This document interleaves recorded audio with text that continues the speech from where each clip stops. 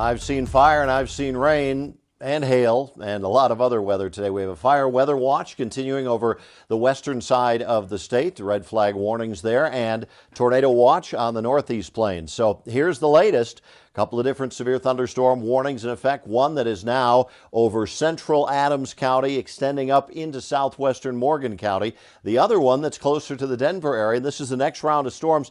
Doesn't look as impressive at the present time, but we have had some indications of some locally large hail in that cell just to the west of Roxborough. It's going to move up into the Littleton area and across western Highlands Ranch here, so watch out for that one. But at the present time, it's not super impressive. We'll keep an eye on it. Maybe the atmosphere has kind of exhausted some of its energy with that first storm. Now, the storm has shifted a bit now over into northern sections of central Adams County and pushing over toward the Hoyt area, over toward the Fort Morgan area. We have some cameras on it, so let's take a look at what this storm is producing. This is what it looks like north of Bennett. Still rain coming in, a lot of very wet land down there, a lot of mud, and this is what it looks like currently from our Viero camera in Fort Morgan as this next storm comes in. And boy, this is an area in Morgan County that just got hit so hard last night, so it could be another rough evening there. As far as Denver today, it has been definitely a stormy day. You can see that southern storm down here in the distance. It doesn't look all that impressive.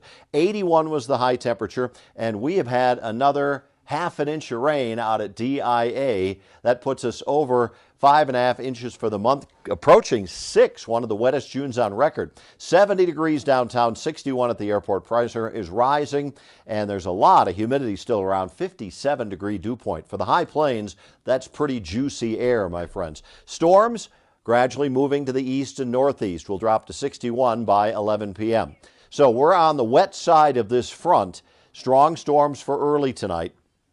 By early tomorrow morning, we're still on the humid side of things here, mostly clear over western Colorado, where they're not having any issues as far as flooding or storms. They could use some rain there. Morning lows drop to 55 in Denver, 38 at Leadville, 59 degrees expected out west at Grand Junction, 45 at Winter Park by morning. We'll see the Denver area in the mid-50s and mostly cloudy skies expected in the morning. A few light showers around. Now, tomorrow is less of what we call dynamics in the atmosphere, the energy to produce severe storms, but there's so much moisture, we'll still get some wet weather.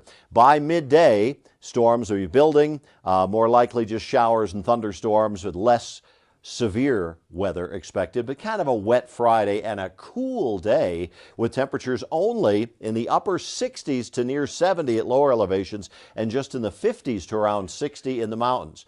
Good news, things start to get better as we go into the holiday weekend. 86 tomorrow out in Grand Junction, and we'll have that drier air begin to filter back in as the strongest storms begin to move off to the east of us for the weekend. So much moisture in the atmosphere, there'll still be some scattered afternoon storms Saturday and again Sunday. But by Monday, we actually have what may be a warm, dry day across most of the state. And that'll linger for the most part for the 4th of July as well. Here's your 7-day forecast. Tomorrow is 68 degrees with showers and cool weather. Then 82 on Saturday, sun in the morning, a few afternoon storms. Same story for Sunday with 85. Monday, 90 and mostly sunny. 4th of July, Tuesday, dry in the morning. A few storms in the afternoon and evening, 87. And then back to a stormy pattern again for Wednesday and Thursday. Maybe some severe weather. And look at the 7 to 10 day forecast. Wetter than average conditions slated to continue. So we time this out pretty well that Saturday, Sunday, Monday, Tuesday are the warmest and the driest parts of this 7-day forecast. Thank you, Mike. Let's check back in with Denver 7's Bayan Wang. He's driving now near Bennett. And fill us in on the conditions out there now, Bayan. Yeah, so we saw a lot of heavy rain earlier when we first entered Bennett from I-70 east. That slowed down just a little bit, but let me give you a view of what we're looking at right now. We are heading north on Highway 79. We saw some lightning strikes off there in the distance. You know, this is a very beautiful town. This entire place is on a tornado watch right now. It's just east of Watkins, a few miles east of Watkins. So would hate to see a tornado come through this area. I know it seems like, you know, it's just a giant field right now, but there are several little businesses and cute little homes just west of us, kind of in the city of Bennett. So reason moving north, the storm continues to move northeast, and we're following it. As you can see on our right side here, that's not snow, that is hail. This entire place experienced a hailstorm for some time, I think about 30-40 minutes ago, but we haven't seen any while we've been here. We've also seen several drifts of hail on our way here. Let's pull up some footage from earlier. This is along I-70 East, where the entire stretches of road were filled with hail for a little while there. And even before that, on our way here on I-25, well, here, actually, let's come back out live here. Do we know why this car stopped in front of the road? No? Okay. Well, we have been seeing a lot of this. We would basically be driving, and folks would either stop because they don't want to drive in these conditions, or they would get a little show with the light show in some places. Well, it looks like the reason this car stopped, as you can see there, is because there's parts of the road that have a little buildup of water there. And we've seen that in parts of town, but so far, no tornado or funnel cloud or anything like that in sight. So actually here, take a look at that view right there. Do you see them go over the water like that? We're seeing cool thing happen in instances, guys. And in front of us, it looks like there is a little buildup of water there on the roadway. Should we give it a shot? I'll show them the little tire view there. If we go along the side. Yeah, okay. Here, we're gonna let these cars come. Maybe they'll show you just a little better perspective of some of the buildup of the water there. Look at that. This place is under a flash flood warning, but here, let's try out this little cool camera view. Hold on 1 second. I know you guys want me to toss back, but we gotta try out this camera view here for a second. See how deep that thing is. Not that bad. But hey, tornado watch and storm chasing isn't too shabby. Back to you guys. As long as you're safe out there. Definitely all right, Brian. dangerous, though. Yeah. Don't recommend it. Let's go back out now to Denver 7's Russell Haythorne. He's at 38th and Inca near I-25, where crews were on scene for a water rescue. Russell, tell us what you're seeing now. Yeah, and definitely some scary moments here on West 38th Avenue in the lower Highlands earlier this afternoon as we got that torrential downpour through central Denver. This is the portion of West 38th Avenue that is always a problem spot when we get heavy rains like this. This is the portion that dips under the Union Pacific Railroad and under a series of pedestrian bridges here. In fact, there's a train going overhead right now, but you can see these two vehicles, two sedans, that white sedan with California plates and the red sedan further off there, and they both got trapped in the high waters earlier this afternoon.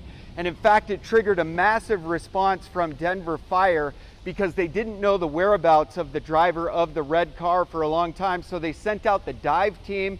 There were 6 divers in the water searching for the driver of that red car. And then eventually the driver in that red car returned to the scene and let those divers know that they were okay. But this was a torrential downpour here in the West Highlands. We also had a lot of hail, and I'm just gonna step out further and Scott can kind of widen out, and you can see all of this debris. Essentially, an hour ago, maybe an hour and a half ago, I would be ankle deep, knee deep in water where I'm standing right now. So you can see those 2 vehicles were nearly fully submerged as this storm just pummeled the West Highlands this afternoon. But fortunately, what we're reporting on this afternoon is that everyone in those 2 vehicles, I'm told that there were several passengers in the white car as well, everyone was able to make it out safely. And you can see 2 DPD officers walking up right now. I'm guessing they're sort of assessing what's going on. They might be moving those vehicles shortly and then opening this road back up. But definitely a scary afternoon here, and Jessica, in the West Highlands. These are problem spots, and if you see high waters like this, your best bet is obviously to turn around and go the other way. Yeah, and thank you, Russell. That's a perfect example of why you don't want to drive through water in these conditions. Now look at this. This is a live look at I-25 at West 23rd, and right now you do see some traffic moving, but there to the right of the screen you can see where it was flooded on earlier in the afternoon. It actually was flooded on both sides of I-25, and there were cars that were literally stalled in that water. Now, they are no longer there, but you can see that there's a front end loader, it looks like, out there because there is so much mud that came down from the side of that hill there off of I-25 onto the road that there's still mud packed on that road that it's going to take some time for crews to get out there and clear up I-25. A lot to clean up out there. And an update now on tonight's The Head and the Heart concert at Red Rocks. We're told that they're monitoring the forecast for tonight. And as of right now, the concert still on. Red Rocks is encouraging fans to be prepared and dress for adverse weather conditions. And Denver 7 viewer Chris Murphy captured this video. This was in Rhino near Blake Street and Broadway. And just another example of just this intense summer storm that moved through the metro area this afternoon. And we're not done yet. There's still weather out to the east. We will have another check on the weather coming up here in just about 3 minutes. And one last look now at video out of Sloan's Lake and a river of hail moving down that street. A viewer sent us this video showing the flooded street. You can see all the water moving there. Mike Nelson is standing by with another check on conditions. And you can always get the latest weather forecast for your neighborhood on the free Denver 7 Plus app. Live radar is also available on Denver7.com.